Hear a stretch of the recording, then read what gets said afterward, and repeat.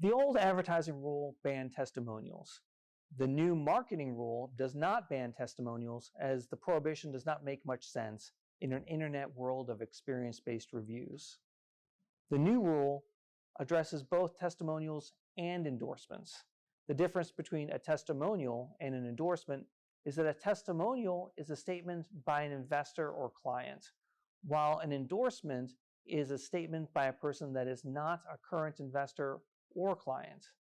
In addition, referrals are included in the definition of testimonials and endorsements depending on who's providing the referral.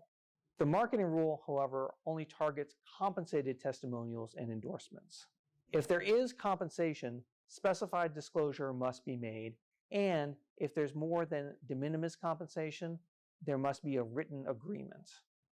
These disclosures are split in two parts, both of which must be made at the time that the endorsement or testimonial is provided. The first part is the clear and prominent disclosure. This means that the RIA must have a reasonable basis to believe that the disclosure is made within the endorsement or testimonial as prominently as the rest of the information in the endorsement or testimonial. The required clear and prominent disclosures are: 1, whether the person is a current client or investor of the RIA. 2, whether cash or non-cash compensation was paid. And 3, a brief statement of any material conflicts of interest that results from either compensation or a relationship with the RIA. This disclosure should be succinct and not go into much detail. The second part is the more detailed disclosure.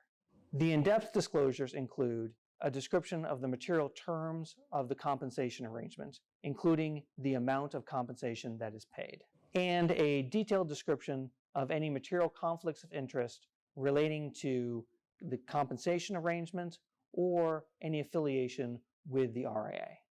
You don't have to provide these detailed disclosures, however, if it's your officers or directors or someone who is really apparent what the affiliation is with the RIA. And if you're using a broker-dealer, the broker-dealer is not required to make these disclosures specified in the rule. Instead, for retail clients, they make the disclosures required under Regulation BI.